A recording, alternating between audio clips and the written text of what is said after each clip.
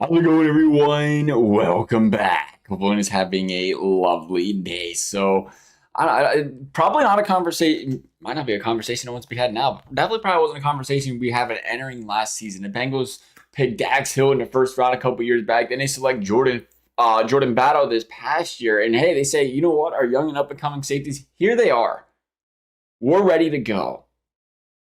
And then they bring in Nick Scott. Nick Scott gets some playing time over Jordan Battle to start the season. Jordan Battle comes along, though, midway through the season and then on out becomes one of the best playing safeties, rookie safeties in all of the NFL, allowing an 83 passer rating to opposing passers and just looking like a very football savvy guy that's just going to get better and better on the football field. And now we enter this offseason and say, hey, where's the problem? The problem might be Dax Hill. And this is Dax Hill's second year. Something about, I don't know if it just makes me uneasy thinking about it, but something about the Bengals drafting secondary players as in general and then benching them their first year, it doesn't seem to ever turn out. You remember I'm doing what was it? They did it with Denard, they did it with Trey Kirkpatrick. And you think of names like that and you think, okay, well, pump the brakes. It might seem crazy to say, should the Cincinnati Bengals go out this offseason and sign a safety? It might sound crazy to say, well, they just put some high draft picks and two young safeties. Would they really walk out the door that quickly? And then we flash back and say, hey, they were happy to do it multiple times at the cornerback position in the past. And it does feel like an aggressive move in the secondary, especially on a football team where you need to make the most of your draft picks. But at the same time, we look at what Dax Hill did last season, allowing over 14 yards per play through the air on receptions, allowing a passer rating of dang near 119. A year before, limited playing time, about a lot of perfect passer rating up around 135. And all that being said, you enter this offseason. I want to believe in Dax Hill. I'm sure this team wants to believe in Dax Hill. We know the Nick Scott project's not going to work, but we want to believe in this man.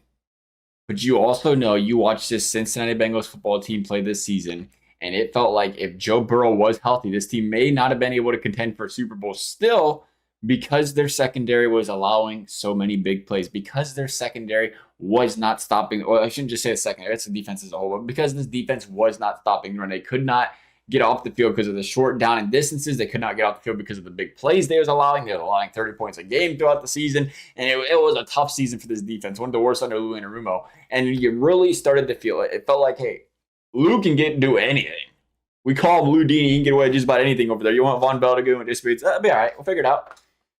And now you start to feel the pain of those guys walking out the door. Now you have to wonder, would it be the best of the Bengals' interest to grab a guy in free agency at the safety position? Would that be the way to go this season? Because I think, again, they're still in this tight window. You wanna wait and be patient with the guy with Dax and say, hey, maybe year 3 is the year he takes the step up. But if he doesn't, all of a sudden you say, okay, if things go as planned right now, T. Higgins franchise tag year gone out the door. Jamar Chase last year under a cheaper deal gone out the door. Joe Burrow, even though he's got the extension, still playing on a lower cap hit this year, gone out the door. So there is a reason for the Cincinnati Bengals front office to play a little bit more aggressive this offseason and say, hey, I don't know if we can afford to wait. We need to get a sure thing because we've seen the way that this secondary and this defense played with what they had last season. And you look at it this year, and the reason even more so I think I've gained interest in this for the Bengals is when Jesse Bates went out the door. I mean, it was Jesse Bates up here, and then everybody else was down here when it came to the free agent position. Kind of like the CJ Uzomah year. When we let CJ Uzomah go for $8-9 million. CJ Uzomah is one of the few tight ends available, and then the next year there's a lot available. When you're looking at the safety position this season, there is a lot of safeties in free agency this season. You got Xavier McKinney. You got Cameron Curl. You have Jordan Fuller. Jordan Fuller being an interesting one because he's expected to be in the mid $4-5-6 million range. And there's a reason for that because he's not the complete safety, but he's a guy that does play exceptionally well against the run. And you wonder, would you think Jordan Battle, kind of the Jesse Bates of this team, you bring in a guy like Jordan Fuller, can kind of fill the Von Bell role for this team? And at a low free agent target price like that. You say, hey, low risk, high reward kind of thing. Can you combo those two together, make it work? I kind of like that idea. But then there's even, the McKinneys of the world who's been dominant on 53 passer rating this season. Dominant. And you talk about bringing in those two guys over the top and something you got to do. And this is also so important. We haven't talked about you have to be able to clamp down against the pass in this league. Especially if you're going to have a healthy Aaron Rodgers. You got Patty Mahomes. Justin Herbert's going to have the new coaching staff and regimen over there. There's a lot of dogs in the NF or AFC this next season. The Bengals are going to have to find ways to make stops against. And it is ever so important that they end this season with all the weapons possible. And again, we say, hey, you like the guys like the Jordan. I think that's the reason when the Bengals went Nick Scott last year. They said, hey, we're hoping Dax, we're hoping Battle with the guys, but we want to have a safety net, a little bit of veteran experience, just in case things don't work out. And you kind of feel like maybe Fuller's that guy, but I would love to see them go after a guy like McKinney. McKinney seems like a go-to target for this Cincinnati Bengals team just because of the way he can play through the air. But if, again, you're looking for that specializer against the run, they are not expensive. Von Bell went out the door for not that much. Understandable. So the Bengals don't like paying guys on a third year. But there's a lot of guys on their first-year contracts or first contracts coming into free agency. You look for somebody that specializes in the run, and you look for that dynamic duo that worked ever so well again for the Bengals.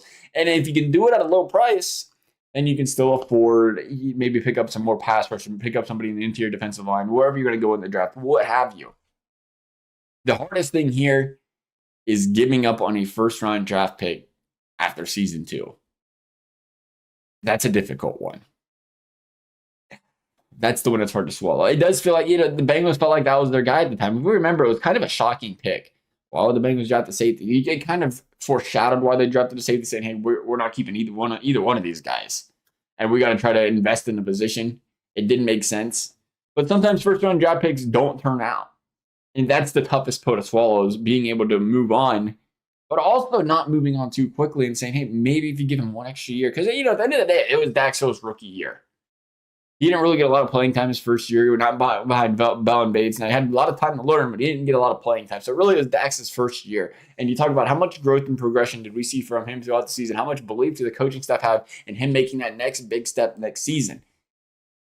Or do they feel like they need a security blanket here just in case they aren't 100% confident? I think we'll see, we'll get a pretty big tell. Maybe that'll be what surprises us. Bengals kind of surprises us for agency sometimes. That might be what surprises us, where they go out there safety and you kind of look around like, huh? What was that about? Or they might just go out there at depth safety, which could fill, what was a down season at Nick Scott. Maybe they try to fill a void there just in case they need that sort of, obviously you need just in case of an injury, you need that kind of depth. But I'm for it. I'm all for the Bengals going all in. After seeing what this defense did last season, it is you, again, optimistic Bengals fan. Optimistic fan in the youth. I always love taking that next big step, But at the same time, you got to make sure you fall too in love with the prospect, too in love with the potential, and you make sure you're getting the sure thing when you want to be a Super Bowl contender. Especially, again, Bengals window will always be open, but it's even tighter right now. Seeing some of the guys that could walk out of there, seeing the guys that need paid, and they got a lot of cap space now. Already a team that was ranking high in cap space, and you see the $30 million uptick in the salary cap this year for the NFL. Bengals have some wiggle room here. We'll see what they do. Love y'all's thoughts. Thanks for watching. We'll see you next time.